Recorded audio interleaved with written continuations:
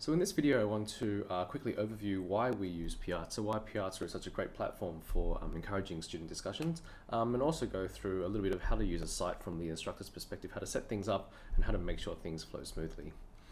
So here is the Piazza window. We've currently clicked on a particular question. So one of the great things about Piazza is that students can choose to post their questions anonymously. Depending on what settings you put down, they can either remain anonymous to everyone, including instructors, or just remain anonymous to students. And so over here, for example, this particular student has decided to post anonymously, and so to classmates, they are anonymous. Another great thing about Piazza is that as instructors we can go in and we can flag questions as good questions just by clicking the good question link. And what this really does is it encourages the students to keep asking questions, especially if the question they ask is considered by an instructor to be an actual, a powerful question. The structure of the Piazza question and answer style is that the students can construct a kind of a wiki answer, a collaborative answer. And so here what you see is a bunch of students have actually together, some anonymously and some not anonymously, they've actually come together and constructed a common answer. And as an instructor, which is really good, we can go in and actually endorse these answers if what the student says is perfectly fine, and we're actually giving them some encouragement to keep writing these answers. Piazza also has a nice history feature, and so if you scroll this back and forth, you can actually see how the question develops over time and also how the answers develop over time and how the students are interacting with this particular question.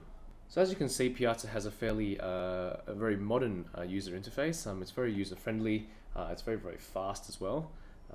The other good features about it is that there is a very nice search functionality there, so you can easily do a text search for questions that you're interested in as a student, and also you've got questions that you can favorite. So if you favorite a question over here, then this question gets saved up into your favorites area, and you can access them very quickly. The other thing you can do is use one of these predetermined filters. So for example, any updated questions, you can click on this and all the questions that are new or new since you've last been on Piazza will show up. Any unread questions, unresolved, or anything you're following as well. Now the great thing about Piazza is this bar up here, and this is the folders that the instructor can set up. And every time you post something in Piazza, you have to tag your post, your question, or your note into a particular folder. And this helps to actually organize the discussion quite easily. And if you want to actually just focus on a particular topic, for example, here we go, click on the DNA, and here is every post has been tagged under the DNA tag. Another great feature of Piazza is its social aspect. So for example, students can come in and actually like or acknowledge or thank other students. And so over here as an instructor, we can click good answer, but students can also click thanks for a particular answer as well if they like it. And so you can see two people have selected thanks here and thank the student for their answer. If we scroll further down in this particular question, what we can see is a follow-up discussion. And so in this follow-up discussion, the students can actually engage a bit more deeply with this question. They can ask each other or the instructors questions. And you can see here a few students have actually come in and helped each other out to actually try to get to the bottom of this particular question. This is a great feature because it means that students, if they have a lingering doubt or lingering question or something, they don't have to start a new post. They can just post something here and it all gets collated together into one question. And just a few tips on how to use Piazza as an instructor. What we've found useful is it's good to direct all student questions, apart from the really private ones, obviously, to Piazza. So if a student emails you a question or even asks you a question in class, let them know that that's a great question. Maybe post it on Piazza so that everyone can actually benefit. This way that when they post it on Piazza, everyone can help out, and also it won't be a one-to-one thing where a particular student gets a benefit, but everyone can actually benefit from a particular student's question. This is kind of a change in the role of you as an instructor, from a person who knows everything or is the fount of all knowledge to actually being involved in a more collaborative sense of learning. It's also important to give your students time on Piazza to answer questions. And so over here what we see is a lot of orange, and orange indicates an instructor response. And so what you can see here is an instructor has gone in and answered most of the questions before giving the students enough time to actually answer questions for themselves. And now, the more the instructor does this, the more there is the expectation set up that the instructor will always do this, and therefore the students will stop responding. So in this view, what you see is a mixture of orange and green. Now, green means a student has gone in and posted an answer, and you especially see a lot of green boxes with orange ticks, and this means that the student has gone and given an answer and the instructor has endorsed the student answer. Now, this is a much more powerful way of using Piazza, and this happens, and you can allow this to happen as an instructor if you give your students time to actually go in and try answering the question themselves. Of course, as an instructor, you can go in after the students have given it a go and maybe bulk up the student's answer, endorse their answer, or maybe correct any misunderstandings that the students may have in their collective answer.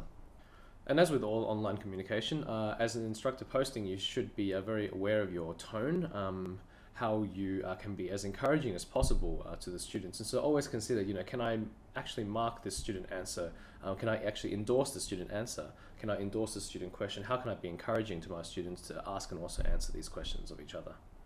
So I guess, is Piazza effective for us? Well, like you can see here, the usage is fairly consistent across the semester. What we find is actually quite helpful to drive usage of Piazza is ongoing assessments. And so over here you can see, for example, 3 different peaks, or a few different peaks. A peak at the beginning where everyone logs on and finds out what Piazza is all about. A peak over here, which corresponds to 2 major in-semester assessments. A peak over here, which corresponds to a particular in-semester exam, prac exam this time, and also obviously a peak at the end of semester where their final exam is held. And so having constant assessments throughout semester really helps the students to hop on and be strategic in asking questions, and it encourages just this student discussion ongoing through the semester as well. Now, just this screen here is another powerful feature of Piazza. Piazza, you can very quickly view the statistics of your particular course, and so here is just a basic usage trend across the semester. You can see at a glance how many contributions your classes and posts and instructor and student responses your class has, and also your top student contributors here. If you scroll a bit further down, you can see if you scroll further down, you can see the statistics broken down a bit more. For example, here are the top student askers, so the people who ask the questions the most, the people whose questions are marked by the instructor as a good question, also which students give the most answers or offer the most answers, and also who of these students have the most endorsed answers. And if you come down further into this statistics page, you can actually see the participation report, and so for example instructors and also students. These columns are actually sortable if you just click on the particular column heading, and what's really useful about this is that you can see how the students and how your instructors are engaging with this particular platform. What you can also do, if you suit your fancy, is you can download the class stats as a CSV file, and this is quite useful if you're doing some learning analytics based on Piazza engagement. Okay, so that's kind of the why of Piazza and why Piazza is so great. I'm just going to show you quickly how to actually set up and manage one of these Piazza classes. And so the instructor dashboard can be obtained from the manage class link up here. And there's a few important settings that we need to go through in this particular screen. The course information is a fairly generic, the course start date. If you want to provide your students a particular link to sign up for the class, you can access these links over here. Depending on whether or not you want the instructors to sign up for themselves, you can either enable or disable that particular setting here. We set it to disable because we don't want anyone just signing up to be an instructor. And also after the semester is finished, for example, you can inactivate your course. So this particular course now is after the semester is finished, and so we've inactivated it so that students can't go in and post, for example, questions from the exam. Okay, so further down the page we have these question and answer settings, and so here we have a setting which allows us to control whether or not the students can post anonymously. If you enable this setting, it means that the students can show up as anonymous to both you, the instructor, and also to each other. If you disable this, they can only be anonymous to each other.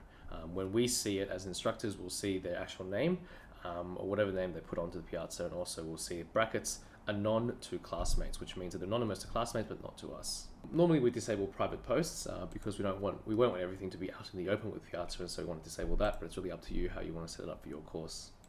The next really useful feature are these class folders, and so these folders allow students to tag particular posts or particular notes, particular questions, and also it allows really easy searching and filtering of particular topics in your unit. And so if you want to add a particular topic, you can do so by clicking down here and typing what topic name it is and clicking the add button, remembering always that you need to come down and click save after you set the settings in each one of these fields. Down here we have the enrollment areas, and so for example here we can enroll the professors or the teaching assistants, and so you can copy and paste their emails here and they'll be sent a welcome email with a link to actually enroll in this course. You can specify the instructors as either a professor or a teaching assistant. So for example, let's just try to add this particular user, and so once you click add instructors, you can select if this is a teaching assistant or professor, and then you can click add and the person will receive an email to sign up. And further down here you have the ability to enroll your students, and so in this particular area what you can do is, again, you can copy and paste the email addresses of your entire cohort in here, and Piazza will send them all a personalized message asking them to enroll. If you have Piazza linked from within your learning management system as an LTI add-on, then you may not need to actually enroll your students manually like this. That said, it's often useful to actually enroll your students manually at the beginning of the semester, because they get sent an email which says, hey, this is something we're using this semester, go and sign up for it, as opposed to having just a link within their learning management system where they may or may not click on it.